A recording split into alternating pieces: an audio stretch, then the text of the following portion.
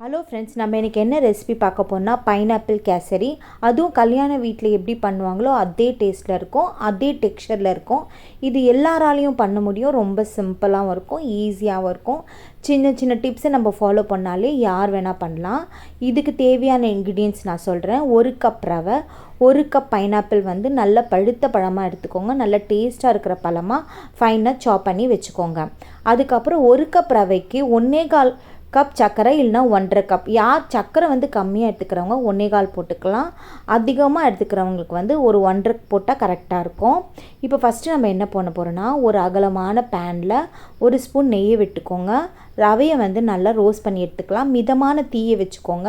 ஃபுல்லாக வச்சிங்கன்னா கரிச்சு போயிடும். இப்போது இந்த ரவையை நம்ம ஃபஸ்ட்டு ரோஸ்ட் பண்ணி எடுத்துக்கலாம். அதுக்கப்புறம் 1 ஸ்பூனில் அதே பேனில் நம்ம பைனாப்பிள் சாப் பண்ணி வச்சுருந்ததை நல்லா சாட்டே பண்ணி எடுத்துக்கலாம். முந்திரி எடுத்துக்கோங்க. முந்திரியை ஃப்ரை பண்ணி எடுத்துக்கலாம். ஃபஸ்ட்டு முந்திரி நல்லா கோல்டன் ப்ரௌன் ஆற வரைக்கும் நல்லா ஃப்ரை பண்ணி எடுத்துக்கோங்க. உங்களுக்கு தேவைப்பட்டால் காஞ்ச திராட்சையும் நீங்கள் ஆட் பண்ணிக்கலாம். சில பேருக்கு காஞ்ச திராட்சை போட்டால் பிடிக்காது, அதனால் நம்ம முந்திரியோடு நிறுத்திக்கலாம். இப்போ முந்திரி நல்லா ஃப்ரை ஆன பிறகு அதை ஒரு பிளேட்டில் தனியாக எடுத்து வச்சுக்கோங்க. இப்போ அதே கடாயில் பொடியாக நறுக்கின பைனாப்பிளை நான் ஆட் பண்ணிக்கிறேன். இது நல்ல டேஸ்டான பழம். இதுக்கு 1.5 கப் சர்க்கரை கரெக்டாக இருக்கும் 1 கப் ரவைக்கு. இப்போ இது நல்லா 5 நிமிஷம் நல்லா வதக்கலாம். இந்த ரவை கேசரிக்கு நம்ம ஃபுல்லாக நெய்யிலே பண்ண போகிறதில்ல, நம்ம ரீஃபைண்ட் ஆயிலும் ஆட் பண்ணிக்கலாம்.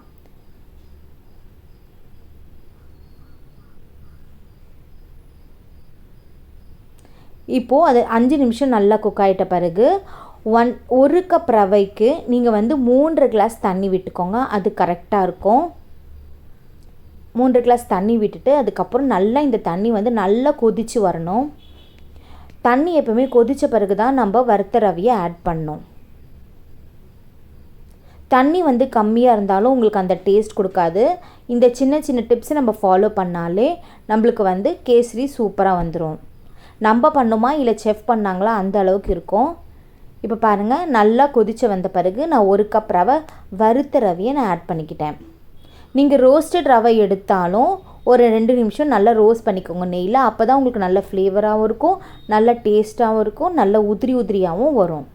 இப்போது கட்டிகள் இல்லாமல் நல்லா மிக்ஸ் பண்ணிக்கோங்க.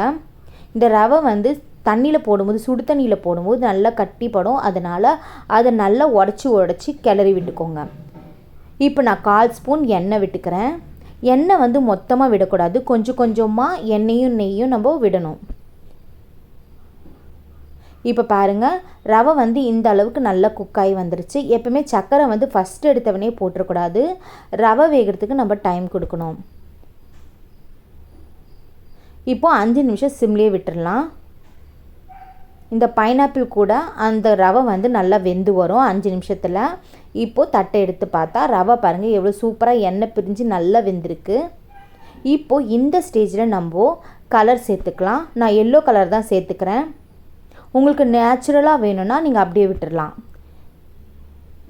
இல்லைனா நீங்கள் சாஃப்ரான் கூட சுடு தண்ணியில் ஊற வச்சு அதையும் நீங்கள் ஆட் பண்ணிக்கலாம். அதுவும் உங்களுக்கு நல்ல ஃப்ளேவராக இருக்கும், நேச்சுரலாகவும் இருக்கும். இப்போ தட்டு போட்டு மூடி 5 நிமிஷம் நம்ம விட்டாச்சு. பாருங்கள், ரவைலாம் நல்லா அந்த தண்ணியில் நல்லா இழுத்து நல்லா உதிரி உதிரியாக சூப்பராக மணலாக வந்திருக்கு. இப்போது நம்ம என்ன பண்ண போகிறோன்னா, இப்போ தான் நம்ம சர்க்கரையை ஆட் பண்ண போகிறோம். நான் 1.5 கப் சர்க்கரை எடுத்திருக்கேன். 1 கப் ரவைக்கு 1.5 கப் சர்க்கரை எடுத்திருக்கேன். இதுவே கரெக்டாக இருக்கும். ரொம்பவும் ஸ்வீட்டாக இருக்காது, திகட்டவும் செய்யாது.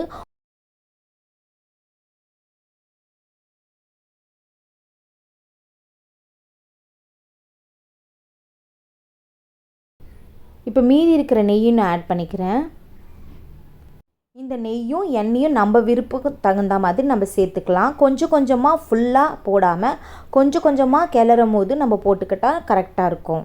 உங்களுக்கு கிளறத்துக்கும் ஈஸியாக இருக்கும். இப்போ சர்க்கரையை போட்டு ஒரு 5 நிமிஷம் நம்ம சிம்லேயே அப்படியே தட்டு போட்டு மூடிடணும்.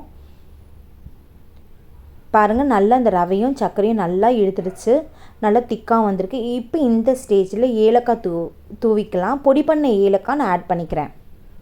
இப்போ அதுவும் கிளறி விட்டுக்கோங்க. பாருங்கள் எண்ணெய்லாம் நல்லா பிரிஞ்சு வந்திருக்கு. இப்போ நல்லா வெந்துருச்சுன்னு அர்த்தம். எண்ணெய்லாம் நல்லா சைடில் பிரிஞ்சு வந்துச்சுன்னா நம்ம கேசரி எந்த ஒரு டிஷ்ஷாக இருந்தாலும் ரெடி ஆயிடுச்சுன்னு அர்த்தம். இப்போது நம்ம ஃப்ரை பண்ண முந்திரியை லாஸ்ட்டில் நம்ம ஆட் பண்ணிக்க போகிறோம். நம்மளோட பைனாப்பிள் கேசரி ரெடி ஆயிடுச்சு. நீங்களும் இந்த மெத்தடில் ட்ரை பண்ணி பார்த்துட்டு கமெண்ட் பண்ணுங்கள், சப்ஸ்கிரைப் பண்ணுங்கள், அதுக்கப்புறம் பெல் பட்டனை ப்ரெஸ் பண்ணுங்கள். Thank you friends.